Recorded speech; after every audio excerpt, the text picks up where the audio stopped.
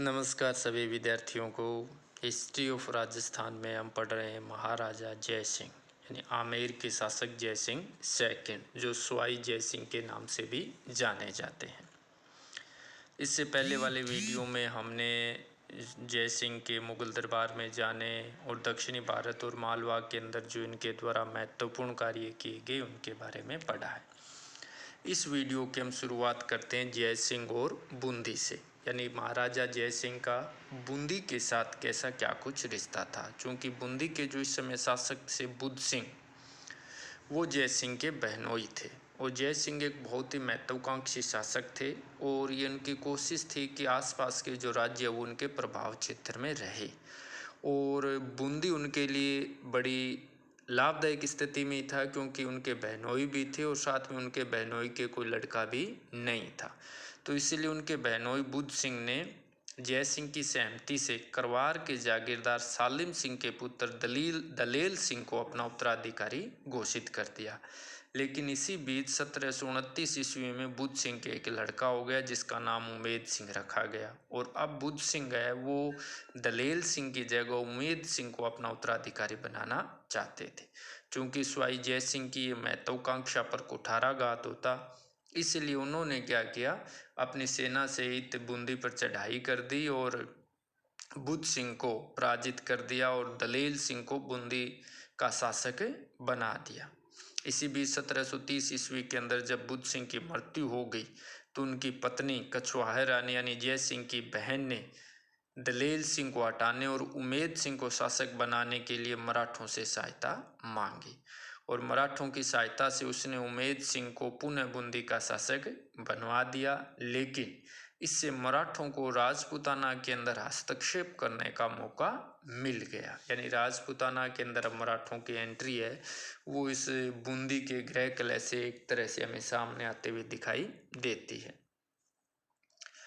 तो अब हम अगला टॉपिक लेते हैं, जय सिंह का मराठों के साथ कैसा क्या कुछ संबंध रहा। पिछले वीडियो में हमने देखा ही था कि मराठों ने इनको मालवा के अंदर पराजित भी किया था और जब बूंदी के अंदर मराठों ने दलेल सिंह को हटा दिया और उमेद सिंह को शासक बना दिया तो जय सिंह के लिए बड़ी चुनौतीपूर्ण स्थिति थी। तो जैसे ही मराठे बूंदी से हटे, जय सिंह ने बूंदी पर आक्रमण करके दलेल सिंह को पुनः बूंदी का शासक बना दिया।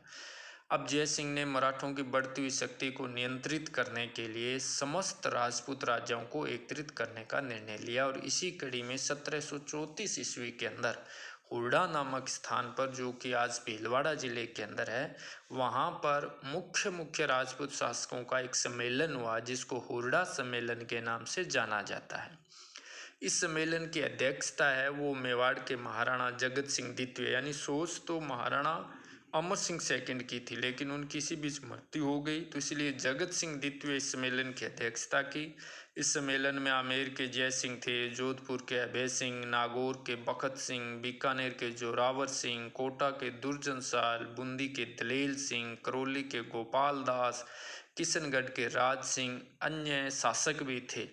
इस सम्मेलन के अंदर कई मुद्दों पर इन्होंने सर्वसम्मति से निर्णय लिया और उसमें एक मुद्दा ये भी था कि बरसात के बाद रामपुर के अंदर सेनाएं इकट्ठी होगी और मराठों के विरुद्ध सैनिक अभियान किया जाएगा। लेकिन ये सारे निर्णय हैं वो मात्र निर्णय ही रह गए, क्रियान्वित नहीं हो सके और इससे मराठों का जो प्रभाव है वो राजस्थान के अंदर बढ़ता चला गया।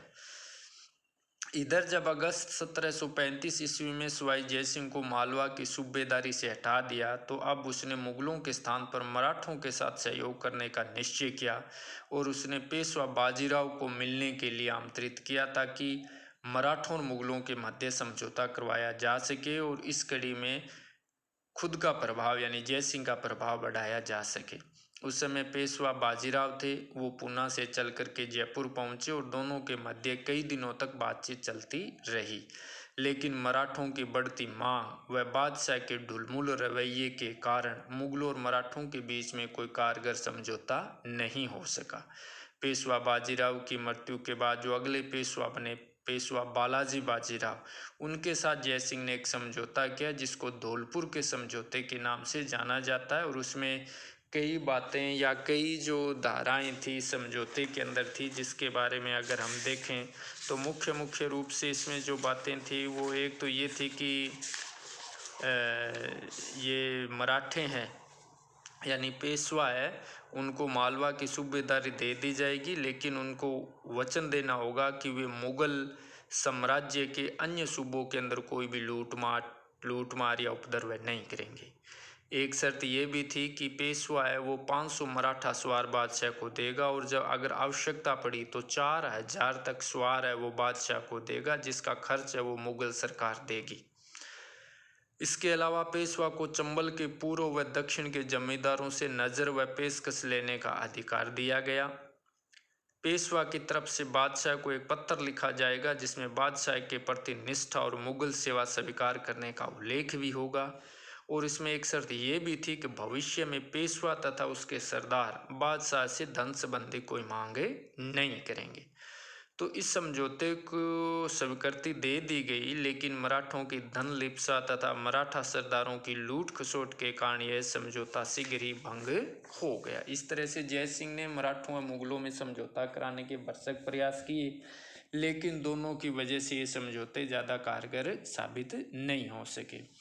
तो इसी बीच अब सवाई जय सिंह के जो अंतिम दिन है वो सुख चैन से नहीं बीते। ज्यों ज्यों उनकी आयु ढलती गई, शराब के प्रति उनका आकर्षण बढ़ता गया, और साथ ही काम वासना के भी वो शिकारी हो गए और उसका शिकार बने, और इस काम वासना की वजह से उन्होंने उत्तेजक औषधियों का भी सेवन किया, जिसके परिणाम स्वरूप रक्त विकार के रोग से वो ग्रस्त हो गए, और 1 सितंबर 1743 ईस्वी के अंदर उनका देहांत हो गया।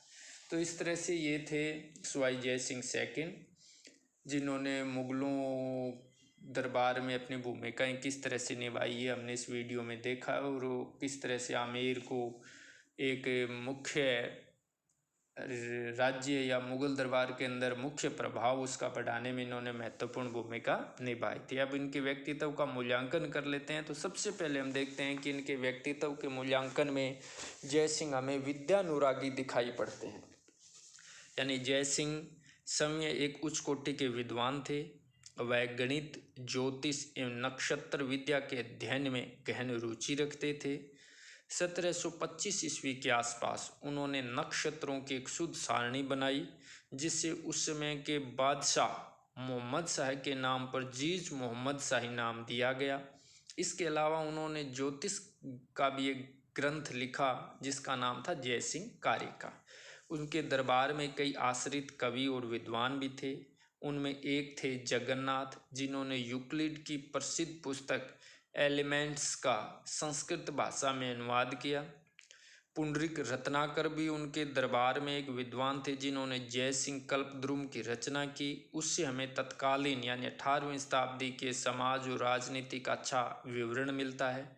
जय सिंह ने जयपुर में, दिल्ली में, उज्जैन, बनारस और मथुरा के अंदर जंतर मंत्र वेधशाला का निर्माण भी करवाया। इस तरह से हम देखते हैं कि जय सिंह एक विद्यानुरागी शासक तो थे ही, इसके साथ साथ वो स्थापत्य कला के अंदर भी विशेष रुचि लेते थे। नवंबर 1727 ईस्वी में इन्होंने आमेर के स्थान पर एक नए नगर का शिलान्यास किया, जो जयपुर के नाम से विख्यात हुआ। इस नगर का नक्शा एक बंगाली ब्राह्मण विद्याधर भट्टाचार्य के द्वारा तैयार किया गया। विद्याधर की सहायता से उन्होंने चौरस आकार की सीधी सड़कें और गलियों वाली बस्ती बसाना आरंभ किया। इस शहर में एक महल जिसका नाम है जय निवास महल का निर्माण भी उनके द्वारा करवाया गया, और उसका गुलाबी रंग आज भी जयपुर को गुलाबी नगरी के नाम से ख्याति दिलाता है। जय सिंह ने आमेर के किले में दीवान खास का निर्माण भी करवाया। इसके साथ साथ जय सिंह के द्वारा मंदिर स्थापत्य को भी बढ़ावा दिया गया, और ब्रिजनाथ का मंदिर व आनंद कृष्ण जी का मंदिर भी इनके द्वारा बनवाया गया। इन्होंने अपनी ख्याति को चिरस्थायी बनाए रखने के लिए अयोध्या, मथुरा व काशी में यात्रियों के विश्राम के लिए धर्मशालाएं भी बनवाई। तो इस तरह से जय सिंह स्थापत्य कला को बढ़ावा देने वाले तो थे ही, साथ साथ वो समाज सुधार के कार्य में भी संलग्न थे। जय सिंह को अपने समय का एक प्रगतिशाली समाज सुधारक भी हम कह सकते हैं। इन्होंने यज्ञों के अवसर पर सभी ब्राह्मणों को एक साथ भोजन करने के लिए राजित किया, ताकि उनमें ऊंच नीच यानी ब्राह्मणों में भी जो ऊंच नीच की भावना थी वो समाप्त हो सके। इन्होंने अंतर्विवाह प्रारंभ किए तथा साधु व सन्यासियों को नियमित जीवन व्यतीत करने के लिए प्रोत्साहित किया, ताकि व्यभिचार को कम किया जा सके। उन्होंने विवाह के अवसर पर जो फिजूल खर्ची होती थी और विशेषकर राजपूतों के अंदर विवाह में जो अफवाह होता था उसको कम करने के लिए भी या उसको रोकने के प्रयास भी जयसिंह के द्वारा किए गए। जयपुर नगर में पानी की प्रचुरता के लिए हरमाड़े से नहर की व्यवस्था भी स्वाई जयसिंह के द्वारा की गई। इस तरह से जयसिंह के द्वारा विद्यानुराग में, स्थापत्य कला में व समाज सुधार के अंदर भी बड़े कार्य किए गए। तो इस तरह से हमने स्वाई जयसिंह की उपलब्धियों को और उनके कार्यों को इस वीडियो के माध्यम से देखा है। उम्मीद है आपको ये वीडियो पसंद आएंगे और आप इसको सुनेंगे, समझेंगे और अपने नोट्स भी प्रिपेयर करेंगे।